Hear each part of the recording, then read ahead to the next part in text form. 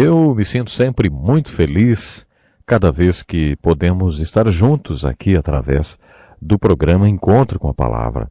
Estudamos até o 8º livro da Bíblia, que é o livro de Ruth. No nosso último encontro, começamos o estudo dessa linda história de amor. É o livro que vem logo depois do livro de Juízes.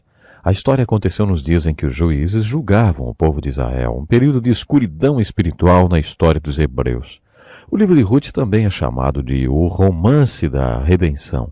No livro de Êxodo, nossa salvação é ilustrada com a libertação da terrível escravidão do Egito. Vimos que a alegoria da salvação e redenção continua no livro de Números, com a peregrinação do povo hebreu pelo deserto durante 40 anos. Finalmente, no livro de Josué, os filhos de Israel entram na terra de Canaã, o que simboliza a nossa entrada no plano de salvação. No livro de Ruth vemos que a mesma redenção e salvação é ilustrada com uma história de amor que se inicia no capítulo 1, com a história de uma família pródiga.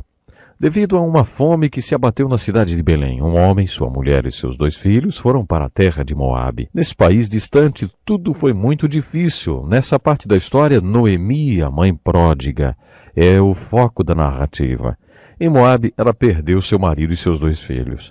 Mas antes dos seus filhos morrerem, se casaram com mulheres moabitas.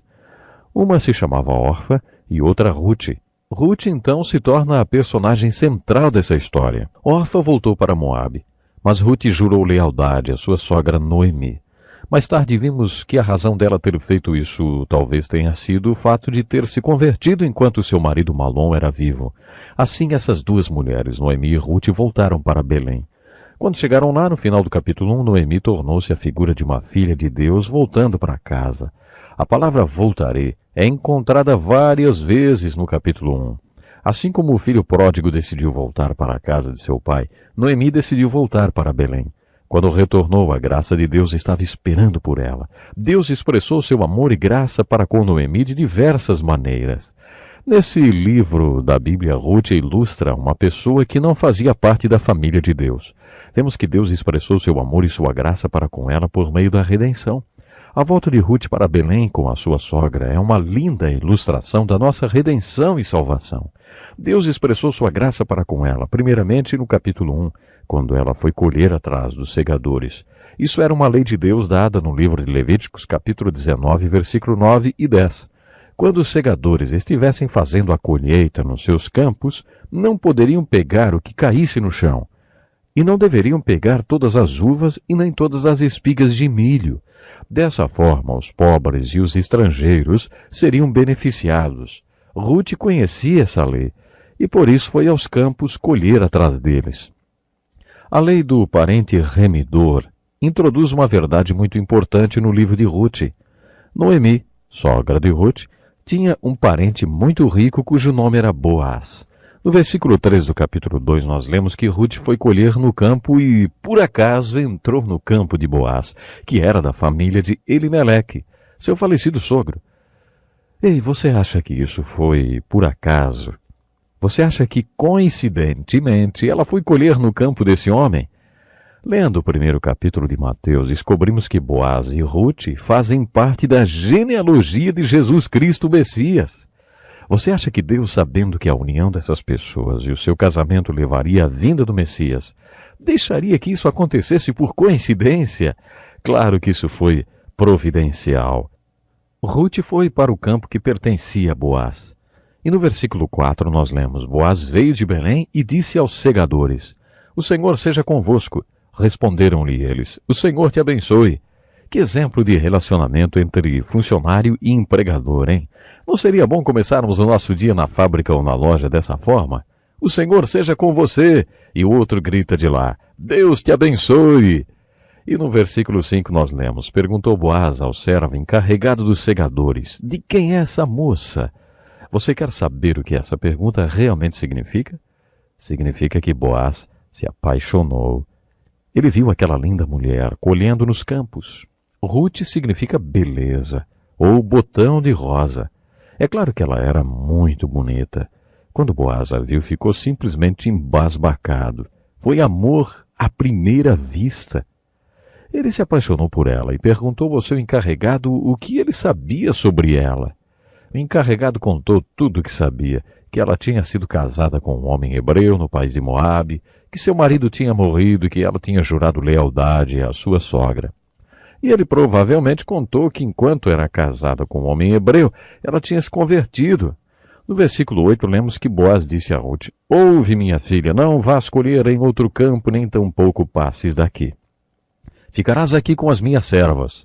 Os teus olhos estarão atentos no campo que cegarem, e irás após elas. Dê ordem aos servos que não te toquem. Quando tiveres sede, vai aos vasos e bebe do que os servos tiverem tirado. Boaz deixou claro a Ruth que estava interessado nela.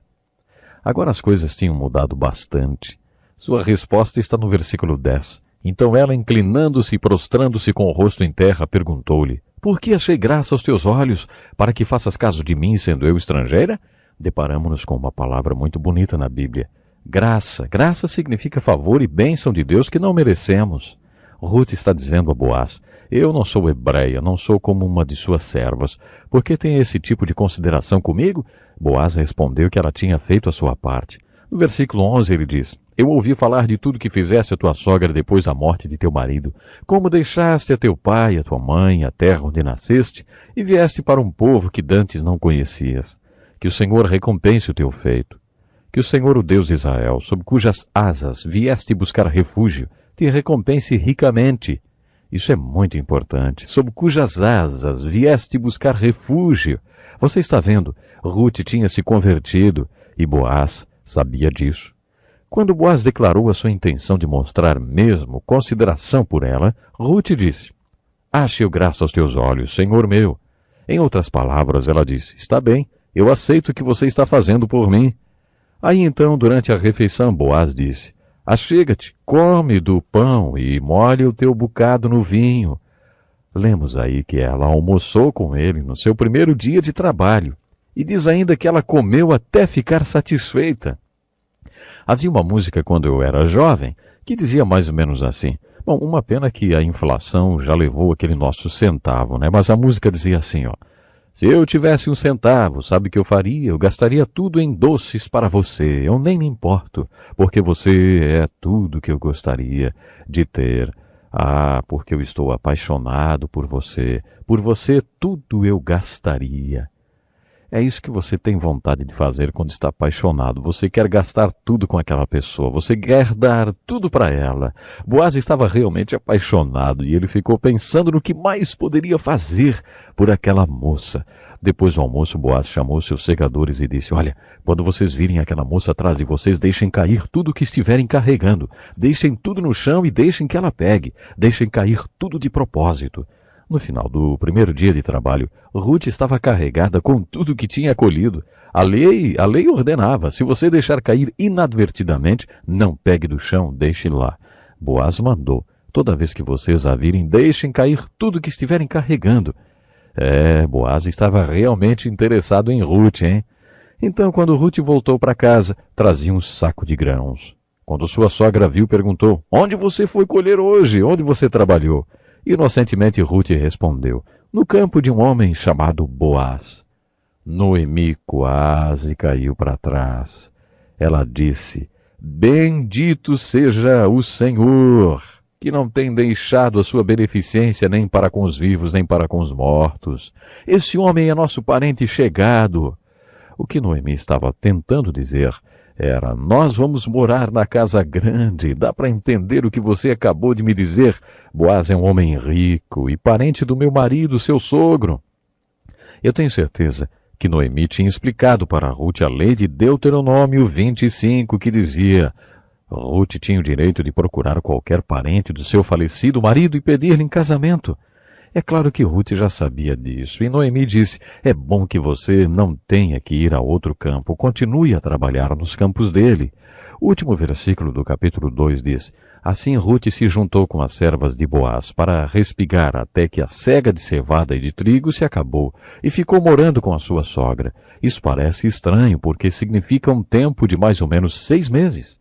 Todo dia ela ia aos campos de Boaz. Podemos presumir que eles almoçavam juntos. Talvez ele a levasse embora para casa. Agora podemos achar que Noemi começou a ficar impaciente.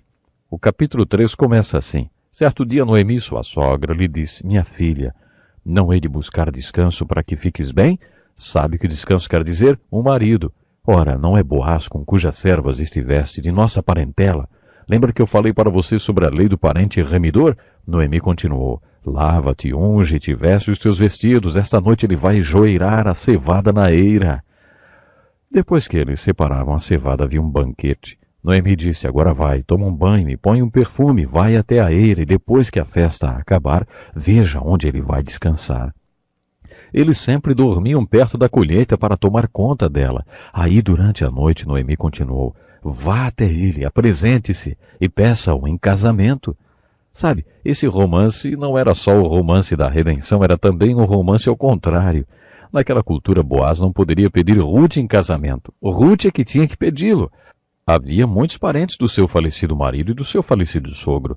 Talvez muitos deles quisessem se casar com ela, mas a lei era feita de tal forma que a viúva Ruth tinha que ir até um deles e falar, você quer ser meu parente remidor? O que ela fez no capítulo 13 estava totalmente de acordo com o costume da época. Era um pedido de casamento. De acordo com as leis de Deus, o casamento poderia ter se consumado naquela noite. Mas a proposta de casamento foi feita de acordo com as leis. Não havia nada de errado. Lemos que no meio da noite estava muito escuro e Ruth foi e deitou-se aos pés de Boaz. Na verdade, Boaz se assustou quando viu que havia uma mulher ali. Ele perguntou, quem é você? Ruth respondeu, sou Ruth, tua serva. Estende a tua capa sobre a tua serva, porque tu és o remidor. Isso era uma proposta de casamento que poderia ter sido consumada ali, naquele eirado, e estaria dentro das leis de Deus. Boaz disse, bendita seja tu do Senhor, minha filha. Melhor fizeste a tua última benevolência do que a primeira, visto que não foste após jovem, quer pobre, quer rico. Aparentemente Boaz era um homem mais velho. E agora, minha filha, não temas, tudo que pedires eu te farei. Toda a cidade do meu povo sabe que és mulher virtuosa. Então Boaz disse, há um probleminha, Ruth. Existe um parente seu que é mais próximo do que eu, e ele tem o direito antes de mim. Muito interessante, não é? Boaz disse a Ruth, vá para a casa de sua sogra. Ele encheu algumas cestas com grãos e disse, vai para a casa de sua sogra e fica lá, até que eu mande notícias. Veremos que Boaz tinha uma boa razão para dar esse conselho a Ruth. No próximo programa nós vamos continuar com essa impressionante história. Não perca então, hein? Até lá. Este é um estudo escrito pelo Dr. Dick Woodward, na voz do pastor Edson Bruno.